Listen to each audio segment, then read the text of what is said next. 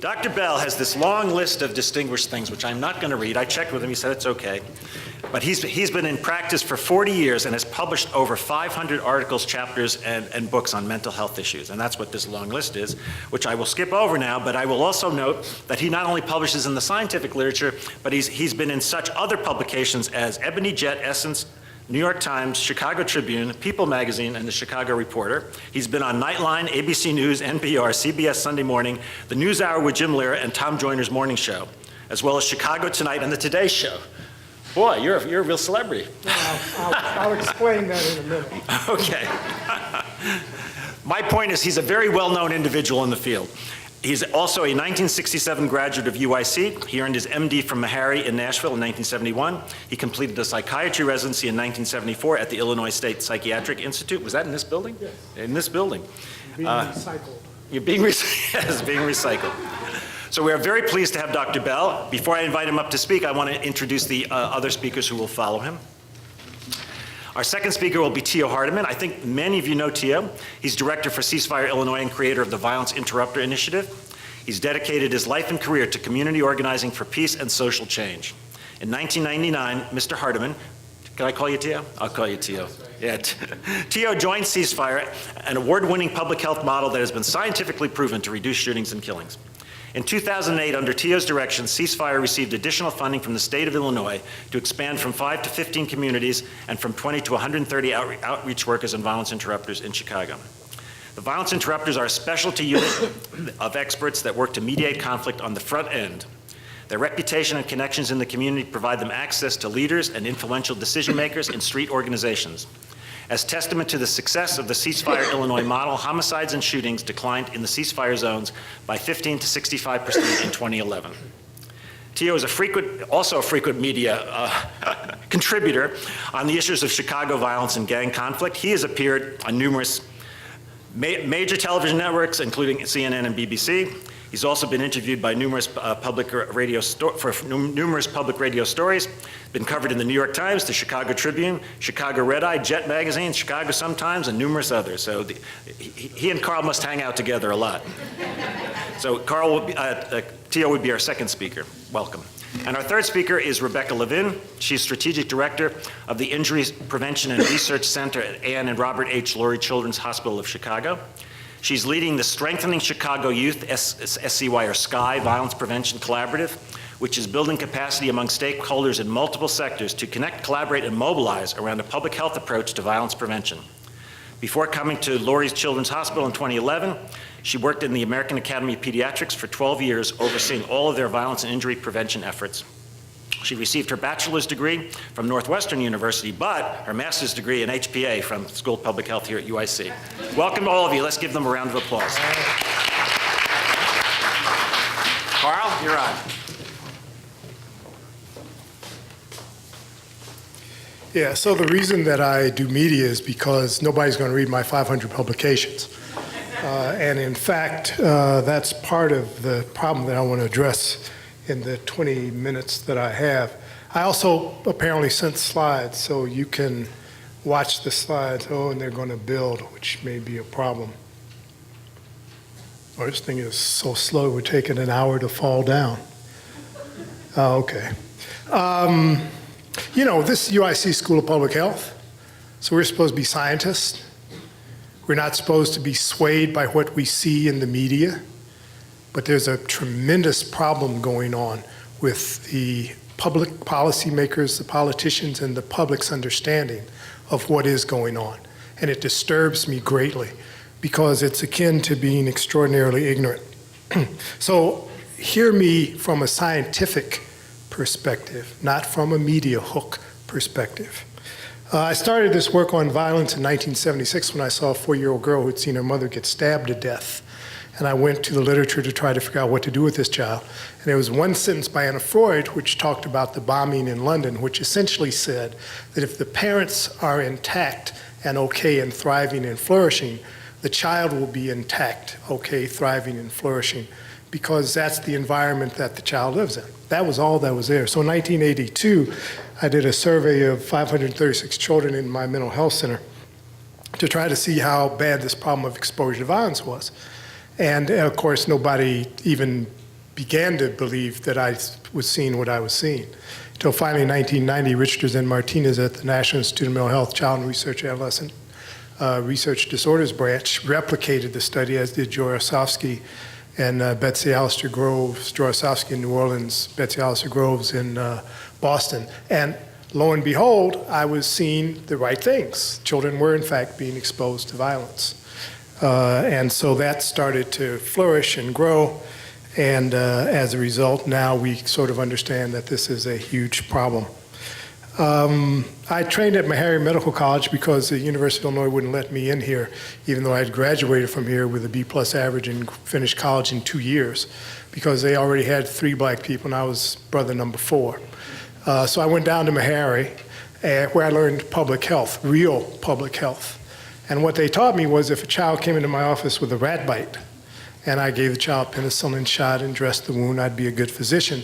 But if 50 children from the community came in with rat bites and I stayed in my office, I should have my medical license revoked because I did not do the obvious thing, which was go out in the community to get rid of the rat. So I've been getting rid of rats for the last 40 years. HIV rats, violence rats, children exposed to violence rats, whatever the rats are, I'm going to try to get rid of them. And the problem is really that everybody's got a hustle. Everybody's got a hustle. The police have a hustle, the media has a hustle, everybody's got a hustle. But people do different hustles for different reasons. Some people actually do hustles because they're the right thing to do. Other people do hustles because they want to get paid.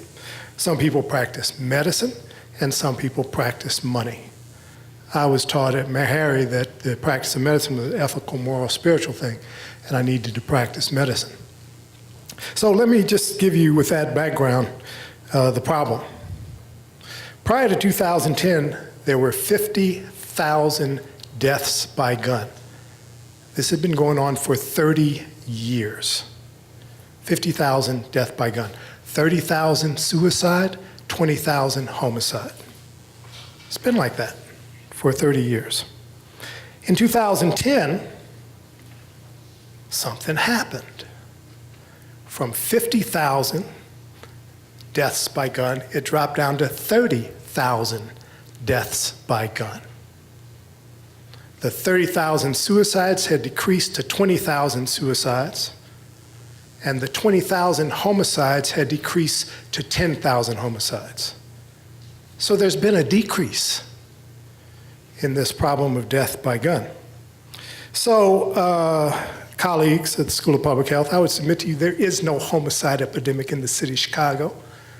That is some media garbage, because the media has a hustle, and their hustle is to hook your limbic system, your fight, flight, or freer part of the brain, so you'll buy their media.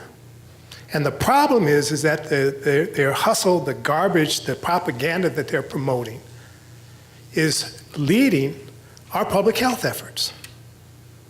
And it's wrong. And again, don't misunderstand. Violence is a problem. I'm not saying it's not a problem. But the homicides 10 years ago in Chicago were running around 950. And now they're half of that. So we gotta figure that out. We gotta understand that. The difficulty is there are multiple different types of violence. This is something I wrote 10 years ago for the Institute of Justice as I was trying to figure out this homicide problem, because it was, back then, leading cause of death in black males 15 to 44, leading cause of black females 15 to 34. But these are the types of homicides that occur. And it's confusing because all of these different types of homicides have different prevention, intervention, and postvention strategies. And a lot of these prevention, intervention, and postvention strategies conflict with one another. And so this is a complex conversation, not to be held by some room temperature IQ reporter that's reporting in the media. It's just not a good idea. It's not a good idea to have our public health be directed by what hooks our limbic system. You don't solve serious public health problems with emotions. You solve them with science and implementation and evidence that what you're doing actually works. Most people, unfortunately, think that violence is stranger danger. So you remember a long time ago, women used to think that if they were going to get sexually assaulted, it was going to be by a stranger. And then, oh, surprise, surprise, somebody they knew. Well, most of the homicides are not predatory homicides. They're not mass murder or serial sprees or serial killing, although we do have a problem currently in the United States with suicide preceded by mass murder, which tends to be a white male phenomenon. But be clear, it's a suicide that is preceded by a mass murder. If you're a psychiatrist like I am, you understand that the suicide dynamics is somebody gets hurt and they figure, I'll fix you, I'll show you, and they have these fantasies about how they'll be in the coffin and you'll be crying and you'll be hurt because you hurt them. Hurt people hurt people. And some people kill themselves to hurt people. But those are not the majority. Those mass murders are probably 1%. This had tended to be the most common form of violence in America. Paul Goldstein actually teased this out, the different types of drug-related violence. 4 different types of drug-related violence.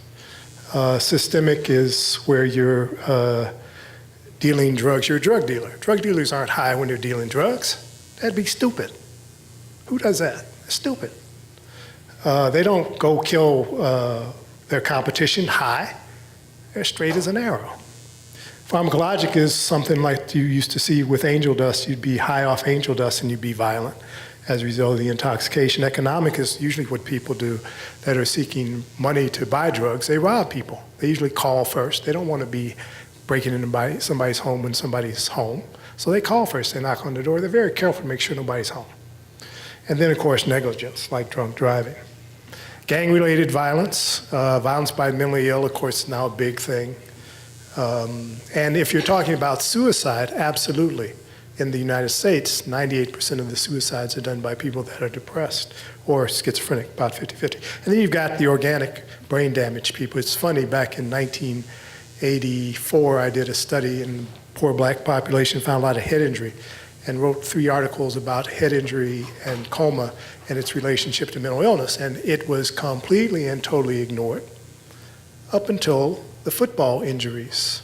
And people began to say, oh, head injury does cause, oh. Of course, that got hooked by the media. So here's this rather, I thought, well-done study, and nobody paying attention because it was published. Most people that are going to be violent kill somebody that's in their own ethnic group. African-American people had homicide rates 12 to 6 times higher since 1929 when the Federal Bureau of Investigation began to collect homicide data. Latino rates are about 2.3 times higher. The Native American, Asian, and white rates are about the same. It's funny if you're Native, it's not funny, but if you're Native American, you're 1/3 more likely to be killed by somebody that's white. So, you know, the more things change, the more they stay the same. If you look in the African American population, what you find is that the leading cause of death from homicide, death by gun, was domestic or interpersonal altercation. And up until, I think it was 90, more black women, hey, you sisters killed more brothers because y'all got tired of getting beat up. So you popped a cap in the brother, 10 minutes. Is that true? My thing says 10 minutes. Oh, you're good. You're on time. You're good. This is Congressman Stokes, who did a lot of national work, which is why I think the homicide rates went down like they did, quite honestly. In Latino populations, you see more gang-related violence. A place like Chicago and Los Angeles is where you see the gang-related violence. But those populations are more fluid. The black gangs in Chicago are more stable. I used to joke that if you're on the west side, you need a license to sell drugs if you're in the vice lord's territory. That's how well organized they were. Of course, that's breaking down. And this is the Native American stuff. White, if you're white, it's suicide is probably going to be the problem. And this just talks about mass murder and murder, revenge, homicides. Let me give you a quick analysis in my last 10 minutes of what's going on, and then some quick solutions. For the past 30 years, there have been about 900 plus homicides every year in the city of Chicago. About 250 of those are gang-related. About 600 plus were domestic interpersonal altercation. Probably another 100 were stranger robbery homicides. Now, There are about 400 plus homicides, down 50%, half of what it was 10 years ago. About 250 remain gang-related. But you got to understand how the police use that term, gang-related. If a gang member kills his wife, they categorize that as a gang-related homicide. They do the same thing in Los Angeles because the police have a hustle. It's called getting a budget to serve and protect. And that's a good thing, but it's misleading people in terms of what's really going on. There are probably currently about 150 domestic interpersonal altercation homicides. Because what happened when Clinton was president, because Clinton saw his stepfather beat up his mother, he told Reno, Shalala, and Satcher and his entire White House cabinet to do something about this problem of domestic violence. And so the number of domestic violence shelters increased.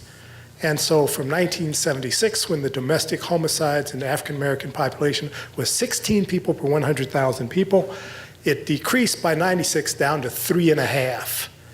That's why the homicide rates have been decreasing. And about 50 of those homicides are stranger homicides. Now, I understand that black people are more likely to get killed in an interpersonal altercation, Latino and gang situations. And so that's a problem. But we got to be real clear when we talk about evidence. So 20,000 out of 100,000 people get depressed. 20,000 out of 100,000 people get depressed. Ron Kessler's work at Harvard, this is a rock-solid fact. About 1 million people a year attempt suicide. 1 million people a year. Sean Joe at Michigan says it's about 5,000 per 100,000. We're public health, we do rates. Attempt suicide. The suicide rates are 11 people per 100,000 people. Find those 11 in that 20,000, find those 11 in that 5,000. Find the 20,000 people that commit suicide in the 1 million people that attempt. It's not possible. We're looking for a needle in a haystack. We'll never find it. When I did the Institute of Medicine's Reducing Suicide report 10 years ago, 2000, Robert Gibbons said, you know, there is no evidence on the planet Earth that any suicide prevention interventions work. We're public health people. We know about power and statistics, right? You need to have power and statistics. 11 per 100,000 people is extraordinarily rare. You could triple it. Great headline. Suicide rates triple. That's 33 per 100,000 people. Serious problem, but you're not going to get any sound statistical experimental evidence unless you have a population base of 600,000 people in an experimental condition and 600,000 people in a control. So we got to be real careful when we talk about we have evidence. The homicide rates are lower than the suicide rates. So anybody that tells you they've got evidence about a homicide prevention intervention does not understand science, does not understand statistical power, because it's just not possible. Solutions. Last 5 minutes so that you don't have to hold up a sign. Back in 1900, we did some work here at the School of Public Health called Abanaya. It was a large program from 90 to 2000, and we reduced violence in Chicago public schools by 50%. And Abanaya was Brian Flay was the guy. We used to call him Brain because he was so smart, you know. And it was well done study, and it reduced not only violence but drug use and sexual debut, teenage sexual debut. The reality is, public health colleagues, that if you're going to prevent violence, you're also going to probably prevent obesity, HIV, teen dropout. It's all the same stuff. And we can identify the 6, 7 communities in Chicago that have the majority of the problem. But we don't do that because we're busy studying it. At any rate, Abanaya got rolled out, and in 2007, Han out of CDC looked at 53 universal violence prevention programs, and Abanaya was at the top. The problem with Abanaya, because Brian was so smart, that you look at his model, the triadic theory of influence, and you get a headache and have to take some Tylenol or something, because behavior is complex. It's extraordinarily complex. There's no magic bullet. There's no magic, nothing. At any rate, what I did, because I tend to be kind of slow and average, is I decided I would make it simple because I wanted to implement what we were doing. So I took the triadic theory of influence and I broke it into 7 field principles. Rebuilding the village. Social fabric has been shown to decrease all kinds of risky behaviors.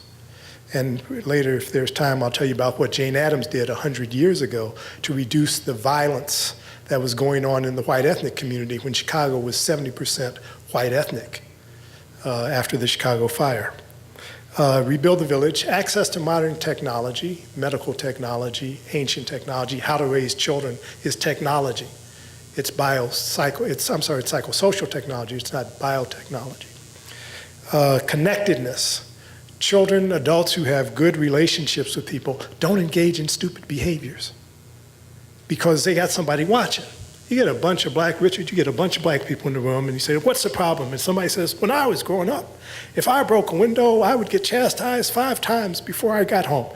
That's because there was social fabric in the community. A lot of the violence is perpetrated by people under 26. People under 26 have all limbic fight, flight, or freeze. Their frontal lobes are not fully developed till 26. Under 26, your brain is not engaged. Your mouth might be moving, but your brain is not in gear. And so I refer to that as youth, all gasoline, no brakes, no steering wheel. So you surround them with social fabric, you surround them with good relationships, you surround them with social and emotional skills, another one of the 7 field principles, and they learn how to control themselves and not engage in ignorant behavior that causes violence. You give them a sense of self-esteem, which is a sense of power, a sense of models, and a sense of uniqueness. You give them a sense of safety so they don't have to arm themselves. You teach them how to take learned helplessness and trauma. Again, my research was children exposed to violence. And this is the slide that shows the decrease in domestic homicide rates in African Americans. You teach them how to take their learned helplessness and turn it into learned helpfulness.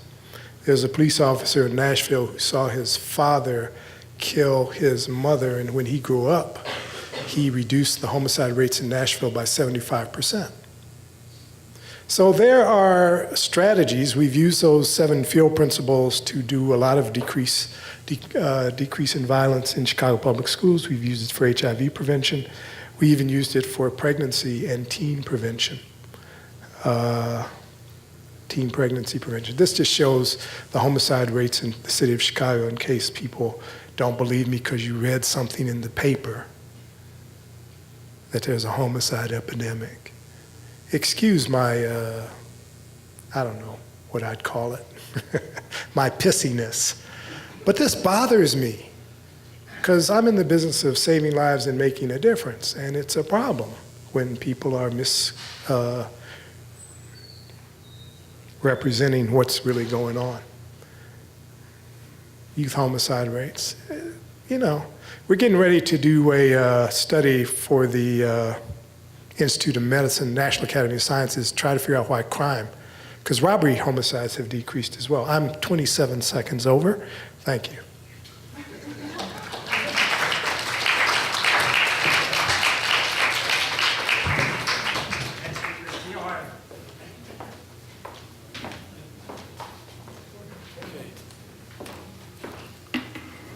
Okay, good afternoon, everybody.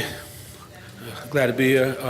Tio Hardiman, Director of Ceasefire, Illinois, and I'm really glad to be here with the Dean and representing the University of UIC, School of Public Health. Make sure I get that right. So, what I plan to talk to everybody about today is the ceasefire model and how violence is learned behavior, which is passed down from generation to generation, and definitely being a model behavior, which is very important. So, like theories about possible causes of violence. Violence is learned from role models. I totally agree with that because I grew up in the projects myself, the Henry Horner projects on the west side of Chicago, and I lived in a building with 3,000 people, lived in the building that I lived in, and there was about another 10 buildings in the area with another 3,000 people in each building. So now you're talking about 30,000 plus people, and if I was mad at one person, about 40% of the people in the building I lived in was mad at that same person. That's how violence transfers in the minds of other people. And the list goes, the beat goes on and on, because in the area that I grew up in, you had to know which gang was in this building, which gang was in that building, and you would know your boundaries and the lines you could not cross growing up as a young guy. At the age of 7, 8 years old, you knew these things. If you didn't know these, if you didn't have this kind of information, it could cost you your life, sincerely. I tell this story every now and then because it's kind of comical now, but when I was 16 years old, the Stones were recruiting members, and the Stones jumped up in my face about 30 or 40 strong, and they said, "Stone or die." I say, "Where you sign up at?" I said, "You guys didn't put no flyers out in the community. I didn't know where to go," right? So that's what happened in one of those scenarios. But I was a quick thinker growing up, in the city of Chicago. You had to kind of think on your toes. But when I met Dr. Gary Slutkin back in 1999, Dr. Slutkin talked to me about violence being treated as a public health issue. And that was kind of foreign language to me back then. I couldn't really understand what he meant, but after he talked to me for a while, it became clear to me that violence definitely spreads like an infectious disease. That's the reason why I mentioned when I was mad at somebody, as far as the building I lived in, everybody else in the building, they were mad at the same person. That's how people end up seizing control over other people, because they kind of pretty much, I don't want to use this word out of the wrong context, but they kind of like inject their thinking in the minds of other people. And if you grow up in a community and you don't have your own type of foundation, it's easy for you to be misled, or people can persuade you to think the way they think. That's what happens. So caused by social forces, lack of opportunity, racism, and poverty. A lot of times people don't want to delve too deep into the issue of racism and poverty, but poverty, lack of opportunity definitely plays a role when it comes down to violence. So what happens in some of the subcultures of violence, former President Ronald Reagan once made a statement that if it was not for the underground economy in America, America would be broke. Now, I'm not going to try to justify what he said, but let me break it down to you in layman's terms. What happens is that when you're in a community and you feel ostracized or you feel left out, what you end up doing is you create your own sub-existence within the community in which you are being raised up in. And that's what led to the birth of the gangs. That's what led to the birth of a lot of violence in the African-American community. Right now in Chicago, 65% of the homicides are black-on-black homicides. Over 65% of the prison population in the state of Illinois is African-American males. High unemployment rates for African-American males. Poverty plays a role, racism, lack of opportunity, definitely, because if you don't, once you get a X on your record, like you become a felon, it's hard to get a job. It's really hard. A lot of felons definitely progress in life. Don't get me wrong, we don't make a lot of excuses, but it's hard for some guys to get back on their feet. And to the credit of the UIC School of Public Health and Ceasefire, I just want to say this. We've hired over 300 ex-offenders over the last 10 years, and that's amazing. I want to thank the UIC School of Public Health for that. And I see Dr. Candace Kane is in the audience too. I want to acknowledge Dr. Candace Kane helping lead the charge with Ceasefire, Illinois, and Cure Violence. That's very important, okay? So I want to acknowledge that. So cultural norm and subgroups with higher rates of homicide. I just talked about that when it comes down to the African-American black-on-black homicide problem here. A series of events or interactions between co-disputants that can escalate into homicide. People are being shot and killed for some of the senseless reasons you would ever hear of. We had a situation in the Austin community about maybe 2 years ago, and I will always remember this incident. There was a young girl that was on her graduation, she was on prom day, and some guys were throwing water balloons in the community. So obviously the girl thought that somebody hit her with a water balloon, so her cousins came and killed one guy that was out there throwing water balloons, only to find out after they killed the guy that the air conditioner was leaking on her dress, water from the air conditioner. Nobody was thinking at that time. Poor impulse control, peer pressure, so they decided to shoot somebody for nothing, in other words. Now, on a successful note, I got a call from a grandmother about 3 months ago. She lived in the 3200 block of West Washington on the west side. A guy shot her front windows out in an attempt to kill her 2 grandsons. And this is how serious this work is. 2 grandsons had taken a picture of this guy. This guy was beaten severely at a lounge, and they took a picture of his face and posted it on Facebook. He couldn't catch up to guys that beat him up, but he knew where the grandsons lived. So the grandmother called Ceasefire, and she called the police. When the police arrived on the scene, the grandsons didn't want to give them a whole lot of information, but they provided us with some information on the alleged shooter's name. We sent the staff over there to talk to the alleged shooter. He said, I'm not going to listen to nobody. I don't care what nobody has to say. I'm going to take those guys' lives, their life, So to make a long story short, he came back at 5 o'clock the next morning, and he burnt up the grandmother's car, just to show everybody he was serious. So we had to go out to the deep community and get 2 guys he would listen to, and I cannot tell you the way they talked to him, but they got him to put his gun down, leave her grandsons alone, and then as an end result, we resolved a conflict. And we follow up on the conflict day after day to make sure everything is cool. So it's been a little while now, so the grandmother's okay, and the 2 grandsons are fine right now. So that just gives you an idea of some of the work that we do, some of the more serious type of stories there. So ceasefire, the public health approach. We're working with those most closely associated with the problem. We have a criteria with ceasefire, and we work with individuals between the ages of 16 and 25. They have to have a history of violence in their background, known weapons carriers, guys that are definitely involved in their lifestyle, because if you really want to make a difference, you have to go right to the heart of the problem, and you have to have credible messengers that can take the young men and the young women to a higher level of understanding. Because the ceasefire is all about changing behaviors associated with violence, identifying, then detecting, and then coming up with a risk reduction plan, and then overall changing behaviors. For example, right now we're working with 744 high-risk individuals in the Chicagoland area and throughout the state of Illinois. And we spent 9,618 hours with these individuals to help them on behavioral change, because a lot of times people get ceasefire a little confused, saying that we're just a street intervention program. It's bigger than that. Ceasefire is a public health model that we're using to make sure that we raise the bar, change the way people think, because it's hard to deal with racism, poverty, and change conditions. So we're doing our best to change circumstances as far as the way people think. That's what we're working on right now. Working in communities that are disproportionately affected with the violence problem. All of our work is data-driven. We make sure that we go into the communities that are the hotspot areas based on the data, so we can, it's just like controlling epidemics. And I know Dr. Carl Bell didn't want to really too much get into the epidemic, breakdown, but what happens, it appears to be an epidemic in some cases or another as it relates to African-American youth being killed in big numbers in a lot of ways. So even though homicides are definitely down from the 70s, the 80s, and the 90s, for them decades, but still one is too many. Chicago right now, just to bring you up to date, homicides were down during the month of March by 69% in Chicago. That's a good thing. And it's not just all about ceasefire, cure violence. It's about everybody working together. But I feel we're going to turn a corner this year as it relates to reducing homicides. And the reason I say that, because I've been watching these numbers for years, and usually during the months of March and April, you have a spike in homicides. We haven't had that spike so far this year. And anytime you have a month in Chicago where you've only had 14 or 15 homicides, that's major progress. And a lot of people, the Chicago Police Department doing the best they can do, but we're out there as well. So we based our approach on data and research, because we have to do all the research necessary to understand the magnitude of the problem, and then we refine the model as we go along, because we have to stay in touch with the changing times. It's very important. Dr. Sluckin now has changed the name as far as the overall grandfather organization to Cure Violence, and Ceasefire Illinois is a partner of Cure Violence, but at the same time, I understand the doc, because he's dealing with from a medical terminology, if we can kind of cure the violence by changing behaviors and interrupting the violence as well. So we providing awareness and education. Education is very important, and I tell you something that helped me out. Growing up in the projects, I could actually see downtown Chicago from my project window, and I knew there was another world out there. Now, I'm a guy, even though I'm with the university, I appreciate being at UIC. I grew up in absolute poverty, so I'm just speaking for myself. I don't know about nobody else. I know how it is to open up a refrigerator and you don't have nothing in the refrigerator but a glass of water. I've been there, done that, so I'm not here to say that doesn't make me unique. That makes me a survivor, a guy that has overcome a lot of situations in my personal life, but I'm just grateful because here at the School of Public Health, I've been given the opportunity to make good with my life. Okay, I just want to say that.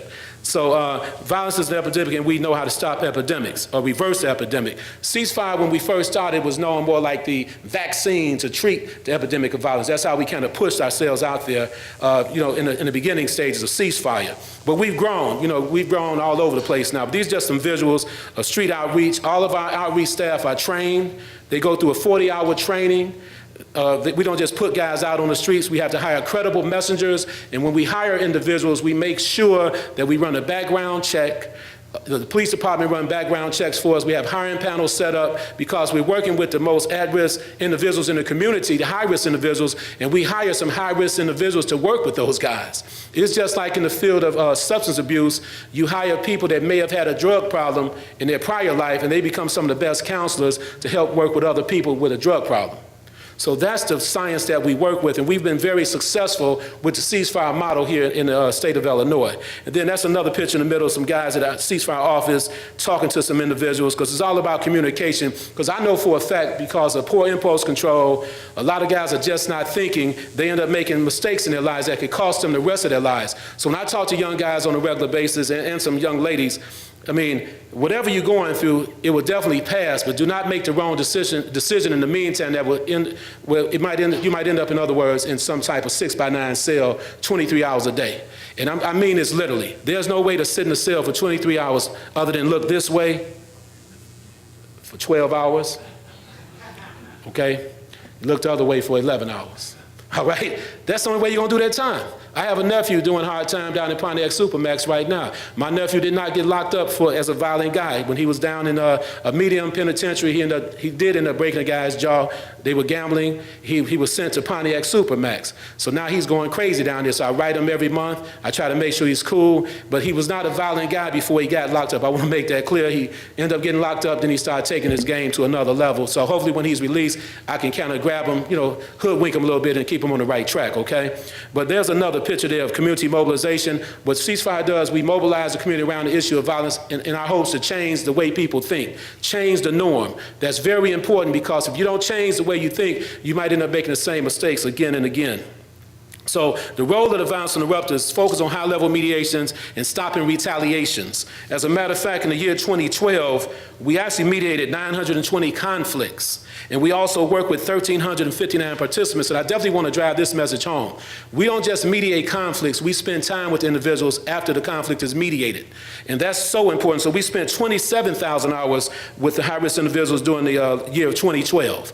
So that's where all the serious work takes place. Because getting a guy from point A to point B, then to point C, now they can become productive members of society. They can go try to get a job. They can go back to school, because we work to change the behaviors, and we work with the guys on every level. So we detect and interrupt violence. The violence interrupters receive phone calls, like we received a phone call from the grandmother, the story I told you.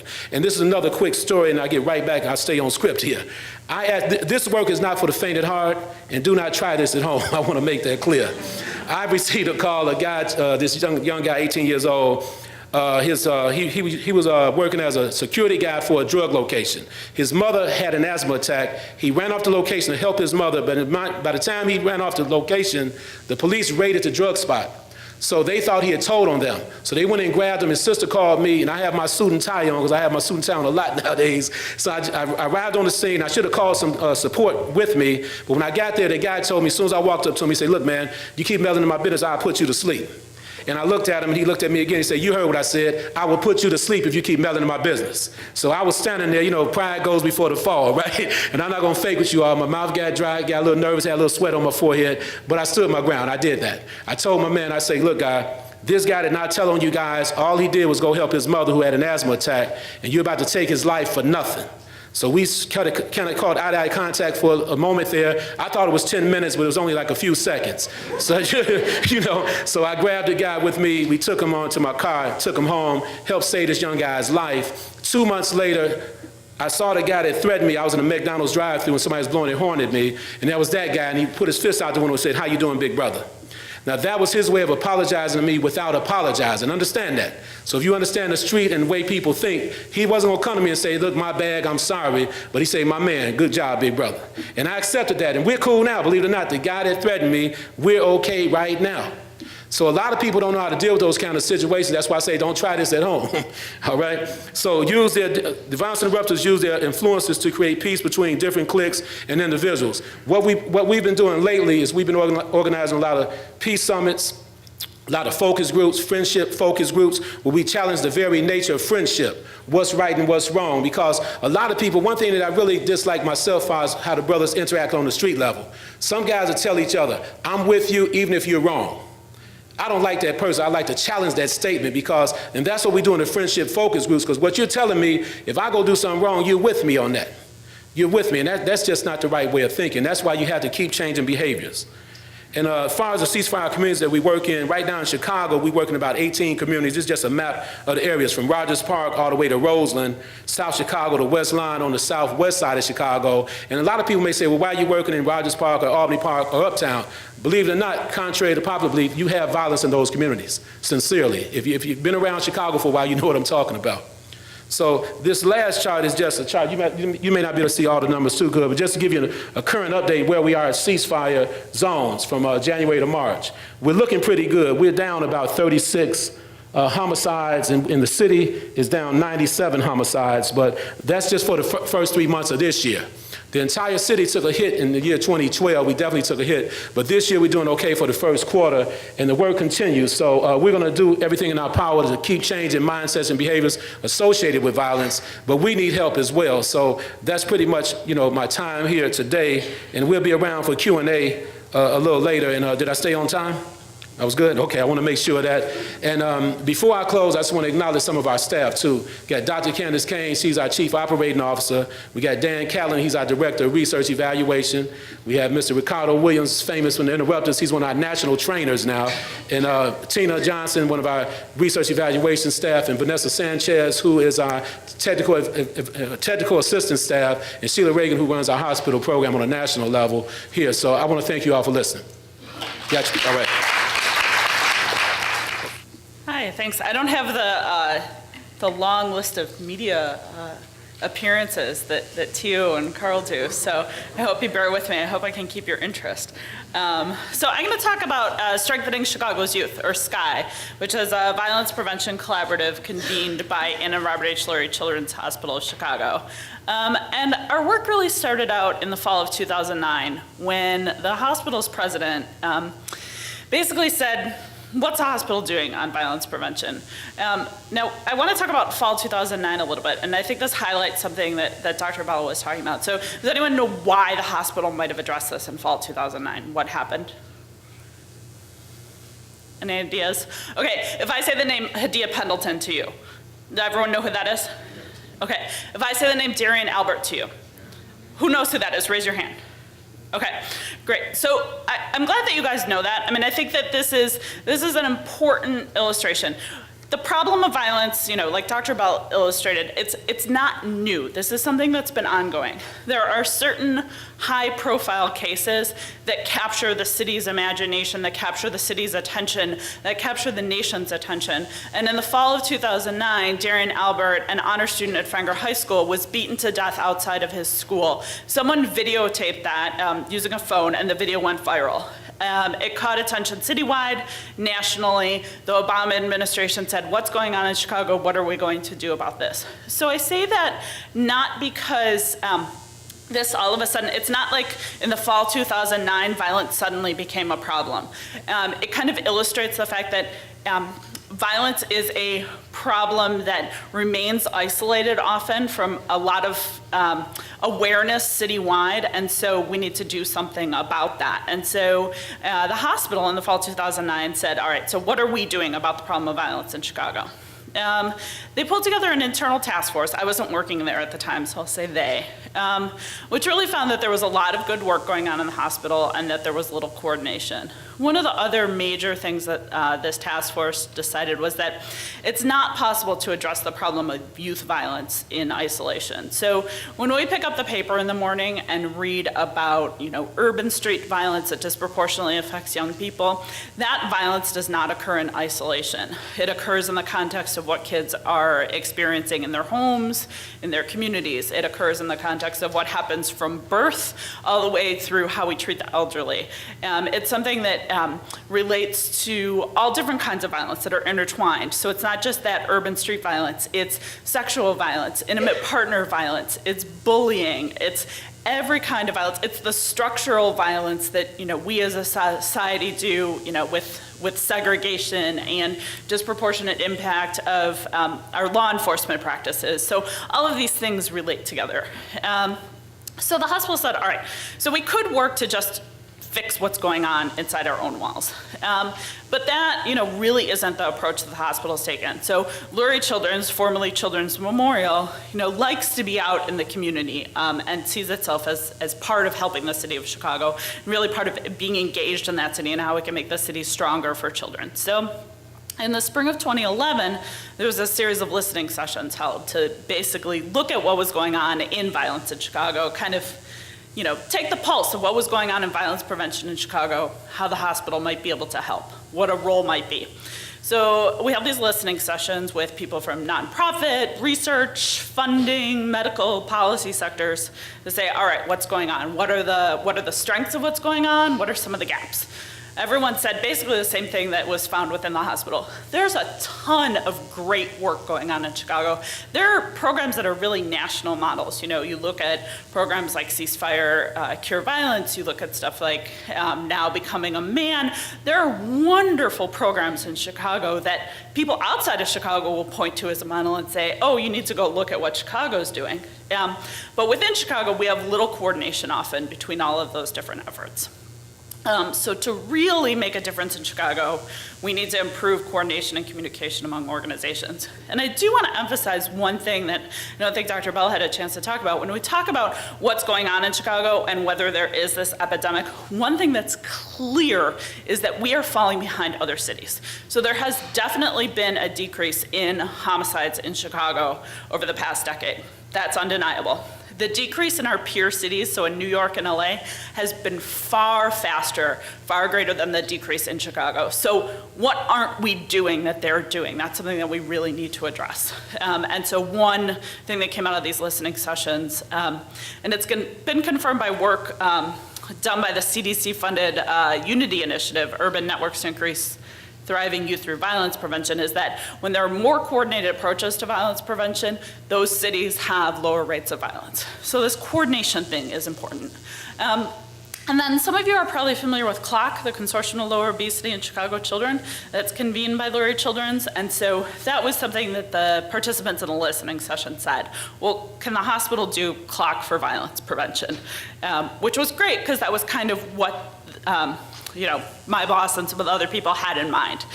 So then I was hired in the fall of 2011, did some work to basically kind of talk to additional key informants who weren't part of those listening sessions to say, hey, if we did this CLOC for violence prevention, is that something that would be useful? So we convened a collaborative called Strengthening Chicago's Youth, or SCHI. I want to emphasize that it's convened by Lurie Children's. So this is not something that, we don't say that this is owned by Lurie Children's. It's not something where Lurie Children's is saying, this is how we want to do violence prevention as, a hospital on the Magnificent Mile. This is, we're using the resources of the hospital to convene a collaborative of organizations from around the city. And the focus is building capacity among stakeholders to really connect, collaborate, and mobilize with a focus on policy systems and environmental change.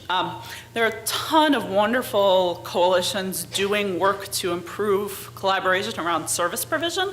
That is not what our focus is. So our focus is really on policy systems and environmental change. And I did want to just spend a second talking a little bit about why Lurie Children's. So I already touched on this some, but for one thing, the hospital is really a respected advocate. The hospital, our government relations staff can call a state representative, can call an alderman, can email someone on their staff. That person will pick up the phone. The hospital has a lot of access to policymakers. So some of what we see our role in is sharing that access with community organizations that may feel that they lack that access and may really be disenfranchised from the system. Just in general, the hospital's approach to healthcare is to take a family-centered, culturally effective, developmentally appropriate approach. That's certainly something that is applicable to violence prevention. It's a well-known community institution. You've probably all seen the ads. It's, where kids come first. This is someplace that everyone can relate to, whether we're talking to a policymaker or, an academic or, someone living in a community. Everyone has some sort of connection that they can make to Lurie Children's. We're a neutral convener. So if, say, a city agency pulls together a lot of organizations, the organizations are sitting in that room thinking, is this agency going to fund me? And what do I have to do to beat out the other organizations in this room to get that funding? We don't have any funding to offer, so it's pretty easy to be a neutral convener. So when we bring organizations together, it's how can we work together to do a better job of what we're doing, rather than how can I do a better job than the guy sitting next to me so I'm the one who gets the funding. And we have credibility across sectors, which I already addressed. So we're really focused on a public health approach to violence prevention. And I want to emphasize a few things about what that means to us. So the first three things on this slide are the definition that the CDC uses underlying its STRIVE initiative, which is striving to reduce youth violence everywhere. They emphasize 3 characteristics of the public health approach to violence prevention. One is adopting consistent messaging about the preventability of violence. And I think this also gets at some of what Dr. Bell was talking about and how the media portrays violence. I always refer to it as kind of the sky is falling approach. You know, you pick up the paper and you read, this is how many people were shot this weekend, this is all the bad stuff that's going on, right? Who's talking about all the good stuff that's going on and how violence is preventable? So that's something we really need to rally around. We focus on evidence-based violence prevention strategies and multi-sector collaboration. And then our framework is to take a developmental approach. So, you know, violence is something that occurs and emerges from birth throughout, you know, adulthood. We take an ecological model, so violence and prevention strategies emerge at the individual, family, community, and societal levels. We address primary, secondary, and tertiary prevention strategies, and our work cuts across different types of violence, recognizing that those are intertwined. So this is just to kind of give you a snapshot of kind of our breadth. So we had our kickoff meeting last year, February, so we're a little over a year old. And at our kickoff meeting, we had about 130 individuals from 60 different organizations participating. This was a great success for us. We just basically sent out kind of a cold email invite saying, hey, come to this kickoff meeting of a new initiative. We thought we'd get maybe 40 people there. We ended up with 130 and actually had to move the meeting location. So we have about 1,000 individuals on our mailing list now. About 350 of them are engaged, and they represented about 160 engaged organizations. And you just see from the map, this is just to give you a snapshot of our distribution of some of the community-based organizations that participate. Some early successes, we're collaborating with the city and county on their community anti-violence and restoration effort. We submitted a proposal to the NIH to encourage and support collaboration between community organizations and academics. We've partnered with Community Media Workshop on an initiative to improve media coverage of violence in the city. And this picture here is actually one of my favorites. So we were invited by the White House to participate in a data dive, which was basically bringing together a bunch of data geeks to work with community organizations on how to solve their problems. And usually the hospital is very big on, we don't like to take second billing to anyone when you use our logo, but we were willing to take second billing to the White House. So. And then we do lots of networking. So a lot of what I do, and you guys, my contact information is on the handout that was outside. A lot of what I do is people will call me and say, hey, we're looking for someone to collaborate with in a particular community, or do you know who's working on a particular topic? And I'll just make those connections. We have a policy agenda, so you have that on your handout. So we have 12 specific recommendations that we're focusing on in 2013. And I won't go into this now, but we do have kind of a set of overarching principles that our policy agenda kind of fits within. So even though those are the 12 specific recommendations for 2013, we see these overarching principles being more consistent. Then I'm going to talk a little bit about what we can do and what policymakers need to do by talking about our call to action, which is we're calling our Focus on 5, which is focusing on 5 things: sustained investment in children and youth, equitable access to high-quality mental health services, common sense approaches to gun violence prevention, a juvenile justice system that reflects what we know about adolescent development, and sustained investment in strong communities. So for investment in children and youth, basically what policymakers need to do is make a commitment to fund programs and implement laws that will allow young people to reach their full potential. And this needs to be a sustained commitment. We have a very bad track record in this city and this state of throwing money at a problem for a little while, trying something out for maybe a year or two, seeing if it works. After a year or two, it hasn't made enough of a difference, moving on to the next thing.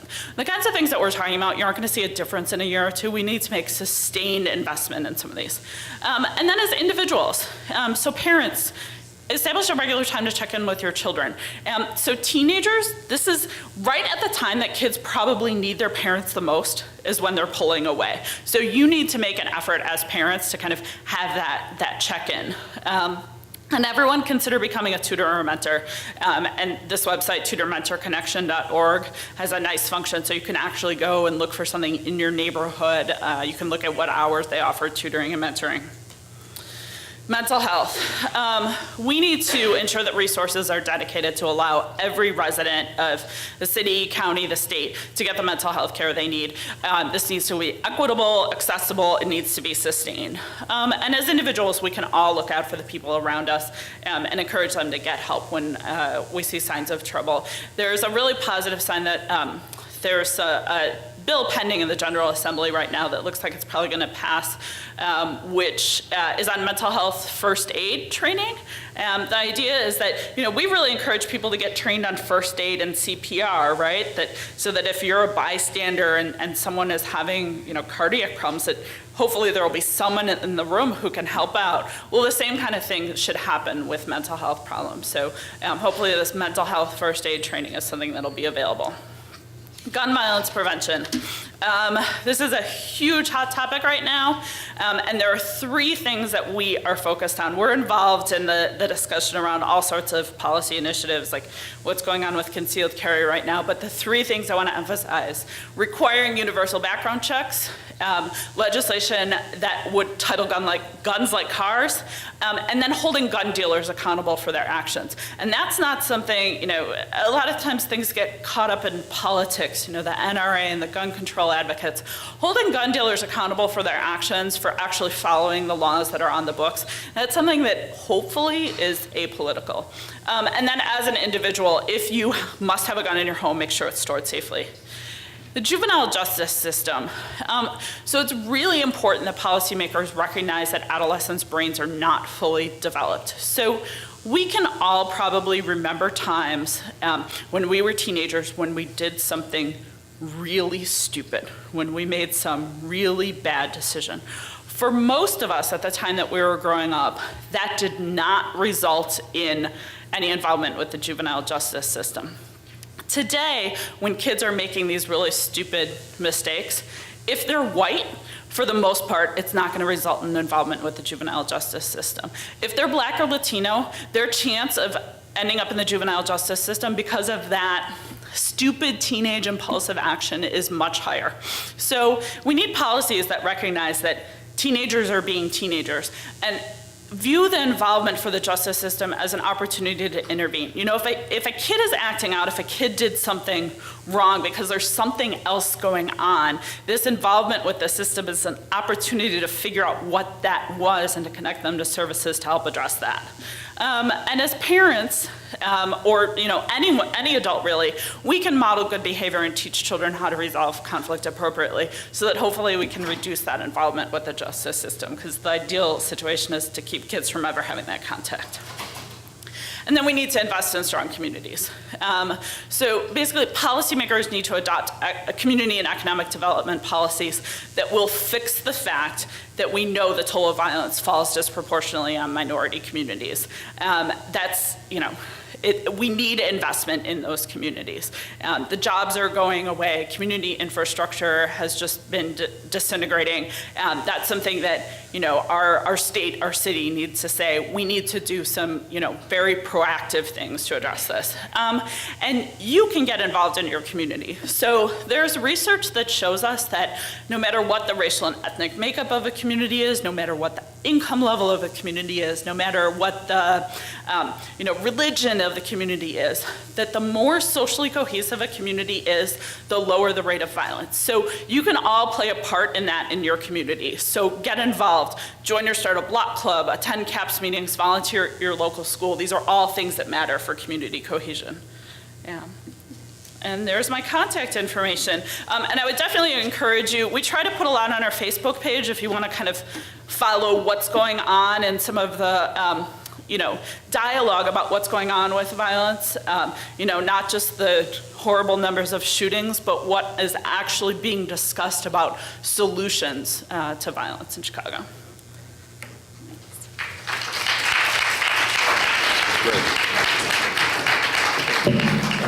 My name is Richard Sewell, and I'm Associate Dean for Community and Public Health Practice, and I'm going to moderate this session. We're going to all have to go to the microphone over there to ask our questions. And let me remind you that this session is being recorded for a later presentation on CAN TV. So if you don't like to be on television or you're not supposed to be here, you may not want to ask any questions, but I would encourage you to make comments and questions. So we can start to line up over there on the south side of the building. While people are moving, so 100 years ago, Chicago burned down, 1871 fire. Chicago was 70% Southern European and Eastern European immigrant, Italian, German, and Irish. Their homicide rates were 3 times higher than everybody else's. They had a delinquency problem that was off the hook. They developed the juvenile court because Jane Addams figured out that these children were developing and their brains were not fully developed. So she wanted to differentiate them between juveniles and criminals and to take their problem into consideration and to strengthen their families and their neighborhoods, do the linkage and talk to people about this is how you act like you got some sense. And so the violence and the delinquency went away. That was done until about 67 when Gerald Galt made an obscene phone call and he got 3 years.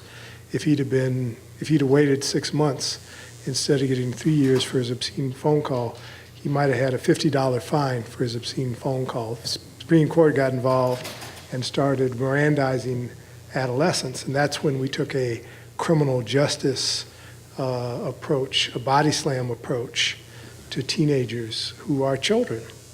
And that's been a large part of the problem. The only other thing I'll mention, just because this is a public health audience, is that there's a huge problem for fetal alcohol syndrome. 3/4 of the children in the detention center can't read, can't write. They have mild mental retardation, they have ADHD, they have speech and language problems, and they have specific learning disorders. The leading cause of that is fetal alcohol. And we're not paying any attention to that. And if you go into the black community, what do you see? Liquor stores. Okay. And then all questions are good questions, okay? All questions. We welcome them. That's it. We got. Curtis Steen, are you approaching the mic? Yep.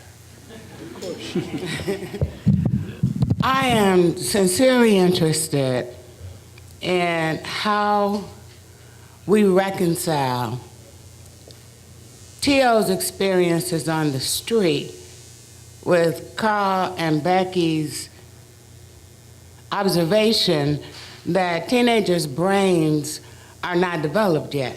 They're adolescents. So my interest is in how do we get from kids killing other kids on the street to a solution to the problem that is a real solution. How do you get there?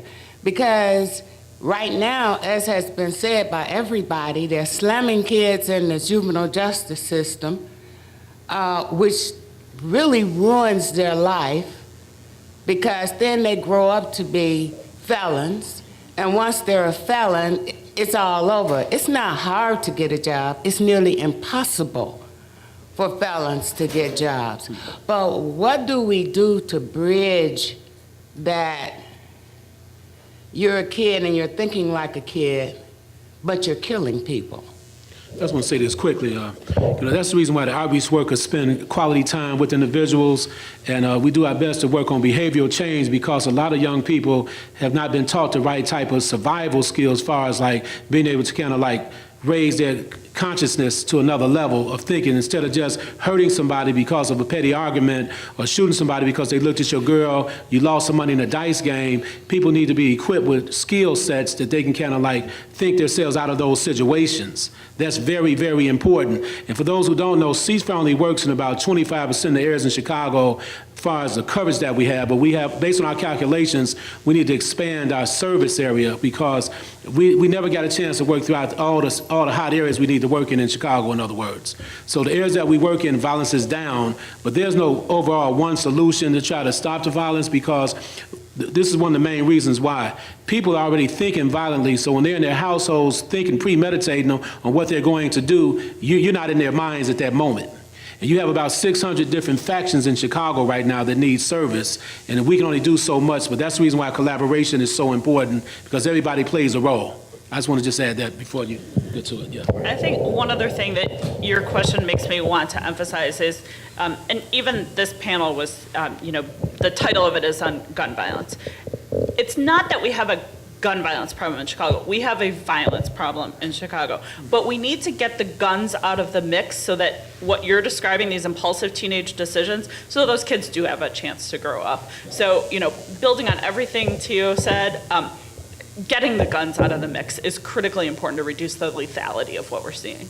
Yeah, Dr. Just Bell. very quickly, did HIV prevention research in Durban, South Africa. Fascinating experience. 40% of the Zulu people were HIV positive. 6% of the white South Africans were HIV positive. And only 1% of the East Indian South Africans were HIV positive. And I thought, that's fascinating. Happened to go to Canada, and the research intervention that we developed was an intervention that, again, rebuilt village, connected kids to caring adults. Very, very similar self-esteem, social-emotional skills, safety. Went into Canada, did some stuff, and found out that 19 out of 20 children in Canadian detention centers have fetal alcohol exposure. Well, in the 1840s, the Canadians took all the Native American children and put them in residential facilities to destroy their culture and to socialize and humanize them because they were subhuman. And so when the Native American teenagers went back home, they didn't know who they were. And so they did suicide, homicide, alcoholism. Same thing happening in South Africa. The South African culture was destroyed. The Zulu people didn't know who they were, engaging in risky sexual behaviors, et cetera, et cetera. Fascinating, the East Indian culture knew exactly who they were. And so culture protects people. Culture protects people. But we don't seem to understand that. One other quick thing before the brother gets to the mic.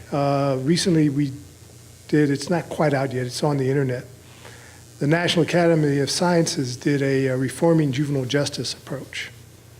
We've been very successful using the Institute of Medicine, the National Academy of Science, to get into the White House and the Obama administration because for some reason, Barack likes Abraham Lincoln, and Abraham Lincoln started the Institute of Medicine.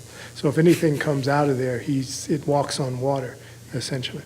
And so if you look at Affordability Care Act, that came from the 2009 Institute of Medicine Prevention Report. So we're hoping that this reforming juvenile justice, which is to sort of turn back the clock and to teach and treat teenagers like they're children, like we did 100 years ago when Jane Addams started juvenile court, will happen again, and we'll stop destroying our children, because the reality is white kids use more illegal drugs than black kids. But because the police hunt black males and Latino males, be very clear about that. They hunt them because they're all concentrated. There are more poor white people in the city of Chicago than there are poor black people. Poor white people live all over the city, so they're harder to hunt. Mr. Reed. I'm questioning what do you guys think about faith and how it plays a role in this violence prevention, as well as I want to hear about some of your personal engagement with the faith community about, some of the things you guys have been doing to address this violence. Yeah, I'll say this quickly. We have a pretty good relationship with faith-based leaders throughout Chicagoland and the state of Illinois. There was a time when Cardinal George Ashley was on our board, and he actually came out in the community with us a few times. Pastors like Reverend Hatch from the West Side, Pastor Ackery, just to name a few.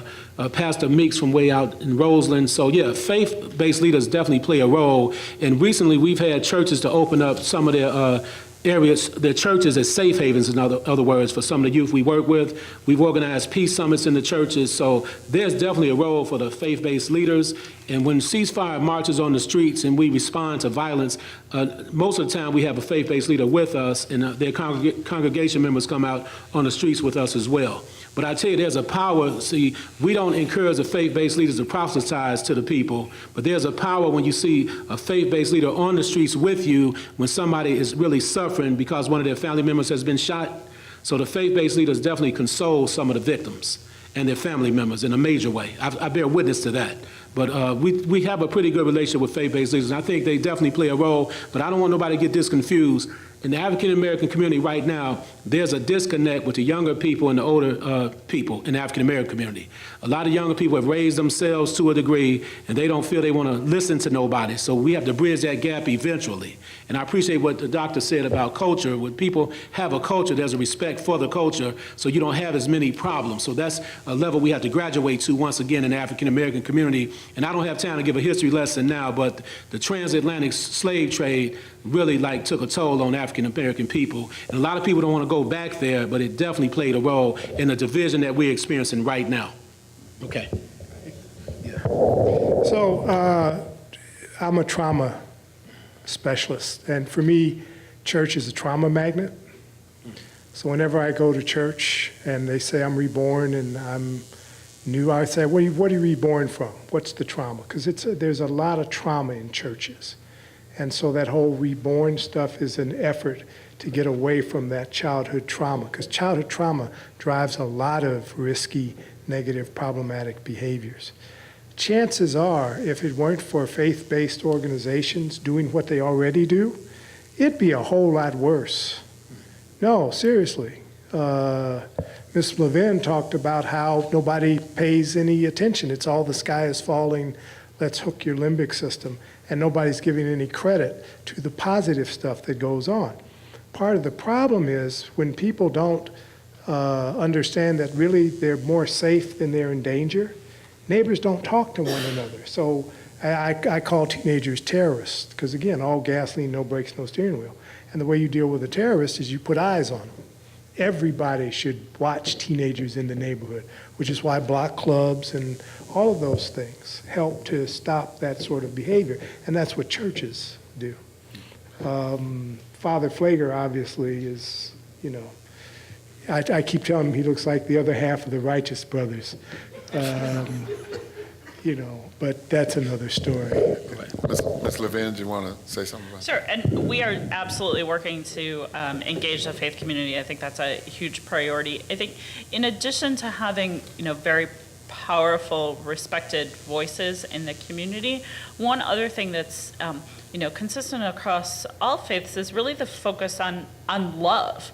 And, that's something that, our young people really need in their lives as, adults and positive role models who love and support them. And, that's important from parents, but it's important from other adults in their lives as well. And it's something that's a real struggle. I've said that we're focusing on policy systems and environmental change. Well, how do you create policies to systematize love?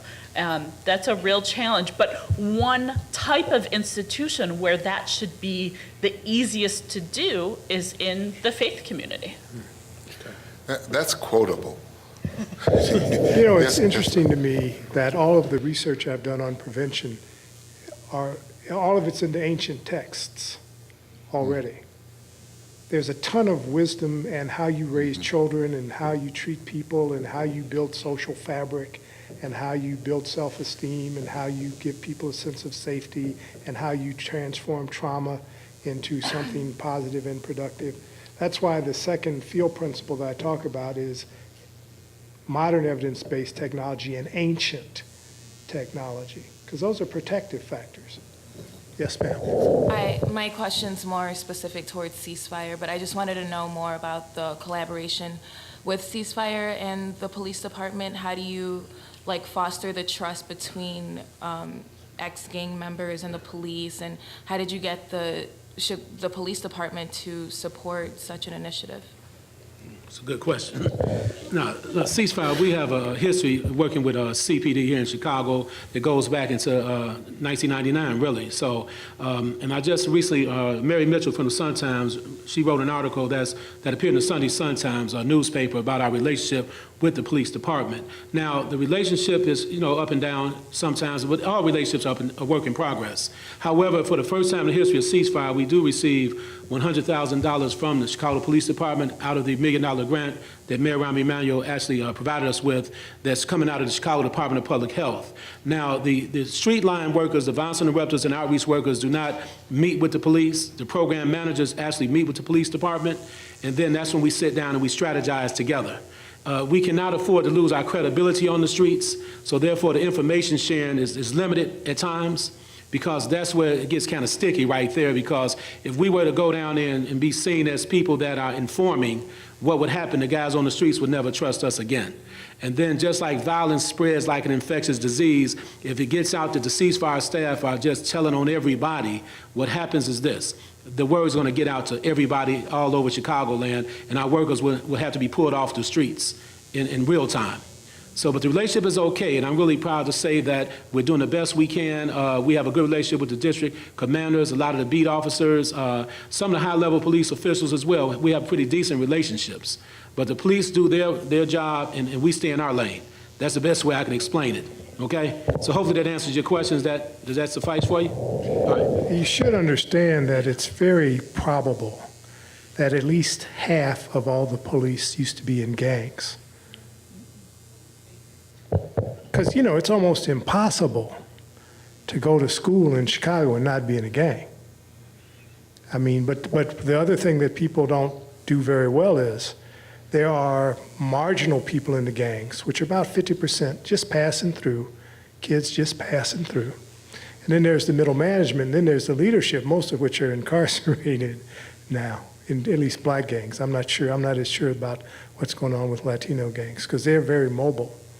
It's interesting, we did a consultation in Aurora where it used to be that the Aurora homicide rate had a 85–90% clearance rate. That is, they could figure out who did the murder, because usually it was a husband or a wife or a friend. So it was an interpersonal altercation, domestic. Aurora changed, and a bunch of Latino gangs moved in, and they were fighting and arguing over territory and gang stuff and all kinds of stuff, at which point the clearance rate dropped down to 20%. So there's been a relative decrease in the domestic. There's been a relative decrease in the domestic interpersonal altercation homicide rates, which have been driving the homicide rates.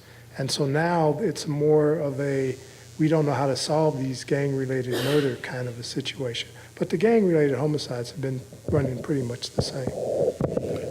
Yes, ma'am. Levin. My question is, do you guys work with parents to educate them to be aware of some of the actions the children are presented that may lead to violence, so that, There are about, 5 or 6 or 20 parental violence prevention interventions that are evidence-based. David Old's nurse home visitation is absolutely rock solid for violence prevention. Carolyn Webster Stratton, Incredible Years. The guy out of Johns Hopkins, The Good Behavior Game, Shep Kellum. Manitoba, Canada has the Good Behavior Game in all of their public schools, and it's working like a charm. There are any number, Abanaya is another one that's worked in Chicago public schools, that works with parents and teaches parenting. Mark Greenberg has a parenting prevention intervention that decreases child abuse. When Dr. Satcher was the 16th Surgeon General, he did a lot of important things. That's me, sorry, hospital. One of the things that he did was he suggested to us that if we wanted to do something about public health, that we work in special ed, child protective services, and juvenile detention, because that's where the high-risk kids are. The other thing that he did was he suggested to us, he did the youth violence report. The best information on the planet Earth about how to prevent youth violence is in a report that's 10 years old. It's at www.surgeongeneral.gov. Nobody reads it. But, and I asked him, I said, why does nobody read your report? He said, yeah, I don't know. But if you read that report, what you will find is that everything that we do to castigate and demonize children, oh, he's slow, oh, he's from a one-parent home, oh, he's in a violent neighborhood, oh, he's a male, oh, he's in a, those things have very, very low effect sizes. Very low effect sizes. But we don't understand that, and so we use those problems to body slam kids in our correctional system. But the reality is, if you take a look at the report, it clearly outlines exactly what to do about youth violence. I got into trouble when Daley was mayor because I said the gun buyback program didn't work, not knowing that he had just started one. But they don't work. So we got to have good science to know what works and what doesn't work. Some things are intuitive and don't work, and some things are counterintuitive that do work. Scared straight does not work. It puts kids in corrections quicker. Yes, ma'am. So one thing that I'll say, just an aside about that Surgeon General's report, is actually we do have an opportunity right now as public health advocates, because there's one person who's really, really proud of that report, who happens to be Lamar Hasbrook, who's now the director of the Illinois Department of Public Health, who is one of the authors of that report. So we have this really narrow window of opportunity to kind of be talking about violence prevention, and in particular to throw mentions of that report in whenever possible. And it is an outstanding document. If you look at the Sky Policy Agenda, which was on the handout outside, our second recommendation is to have a universal positive parenting campaign. Parenting, this aspect of parenting, you know, how do you help your child form good peer relationships? How do you help your child learn how to resolve conflict peacefully? How do you help your child, you know, develop the self-esteem and the resilience to, you know, grow up successfully in an environment that, you know, is presenting them with a lot of challenges? Those things are not intuitive. It requires a lot of you know, skills that we don't have very good systems to teach parents about that. And some of it is what parents are learning for each other. And so if we can change the norms around some of what parenting looks like, we can all support each other as a community. So that's something that's very much on our radar screen, is something that needs to be done to complement those programs that Dr. Bell was just talking about. Yeah, and quickly, on behalf of Ceasefire, the outreach workers over the years have conducted actually about 2,500 home visits where they do interact with the parents of some of these high-risk individuals, and then we collaborate and coordinate our efforts with coalition members that are key stakeholders in each community that we work in, and we refer them over to those service providers, which is so important because the collaboration, you can't get around not collaborating with people. You have to collaborate. That's the only way you're going to stay successful in this particular business. I think this is going to be our last question, so go I ahead. apologize for the phone call. That was my 20-year-old teenage terrorist in California. Yeah, one more. You want to let her get the last question out? Yeah. Oh, okay. I think the flip side of the young lady's question is, what do you see as the role of young people in the solutions to what is going on? And if you're doing something now, what does that look like? I think a lot of the approaches that we're taking in the city are some Band-Aid effect, some, you know, very rapid response, and a little bit of more disjointed policy approaches that are happening. So how do you see young people playing a role in that? I hate to be this way, but I don't, you know, when young people are traumatized, I think the best thing for them to possibly do to become a part of the solution is to figure out how to turn that traumatic helplessness into learned helpfulness. So that's helpful. From a policy and what do you do and how do you implement and how do you research, I don't welcome young people in the conversation, quite honestly, because they mislead things because they don't have a full understanding of the complexity oftentimes. And so that's just me. But in terms of helping young people get over their sexual assault, physical assault, emotional assault, all those assaults that you were talking about, if they can take an active role in doing something to transform. I gave you the example of the police guy in Nashville who saw his father kill his mother, and he decided, I'm going to take lemons and make lemonade, and he became a police officer. And then, the main goal of a ceasefire, cure violence, if we can actually allow young people to work with one another after we began working on changing behaviors, then they can become the next credible messengers for the youth population, which is so important because violence is model behavior. So if you see people around you, for example, nobody's smoking here today because there was a lot of public pressure put on the public health message that secondhand smoke kills along with smoking as well. So as an end result, if somebody was to light up a cigarette in here right now, a lot of people may say, what are you doing, right? We don't smoke in here. So hopefully, once we change behaviors, if somebody pulls a gun out amongst the youth population, you got 200 youth in their face and say, we don't do that anymore. So it's going to take time. That's a vision we would like to reach, or a goal we would like to reach. But I believe that the young people should be involved in the process, but there's a role that the young people can play. And then the ceasefire model, quickly, I just want to say, I'll end on this note. Our work is backed up by independent evaluation that was done by the Department of Justice, and recently an independent evaluation by Johns Hopkins out of as far as our Baltimore program. So our work is definitely a proven model. Just want to get that out there. Okay.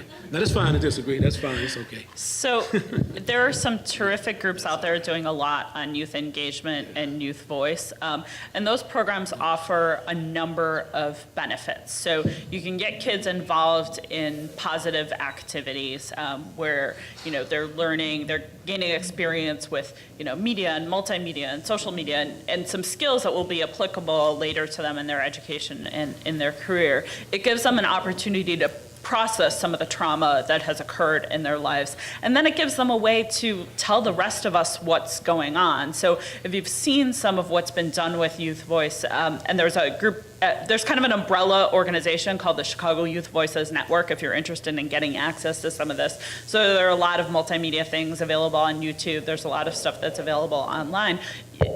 These kids have done a terrific job of really pulling together some very powerful pieces to demonstrate how violence affects their lives. In Sky, our approach to youth engagement is something that we're really struggling with right now because there are so many ways to do it wrong. So one thing that a lot of groups will do is they'll just invite a couple of kids to come participate. So we have a lot of conference calls, we have a lot of meetings, and 99% of the participants are people who spend their professional lives on conference calls and at meetings. So if we take a couple of 16, 17-year-olds and say, hey, come to those, you're representing youth, we haven't really equipped them to do that. It's kind of this token approach where we're able to say, well, we have youth involved, but we haven't really. So I think the other end of the spectrum that I've also seen happen is kind of what Dr. Bell was talking about. So teenagers are, of course, inherently self-centered. So if you bring a group of teenagers to participate and you do equip them to be full participants in the process, and you're talking about solutions and you're talking about what needs to be done in terms of prevention, they're going to be focusing on programs and strategies that relate to adolescence. They aren't going to be focusing on like the early childhood interventions and the parenting kinds of things. That's just not the way that teenagers' brains work, and so it kind of diverts the conversation or limits it. And then the problem with that is that if you limit the talk of the solutions to only things that focus on the teens themselves, you're limiting the talk of the problem to the teens themselves, and you're placing the blame on the teens. If all the solutions are teen-focused, then the problem must be the teens' fault. So we are going to have a youth engagement strategy with Sky. We're just trying to do it in a very careful way so we don't fall into any of those pitfalls. My disagreement about this is going to have to be a tweet. Yeah, no, real quick. My disagreement about ceasefire isn't the lack of respect for ceasefire. I've got a lot of respect for them, and I think their community organization stuff is exactly on target. It's the science. Well, thank you all very much. Thank you all very much for coming.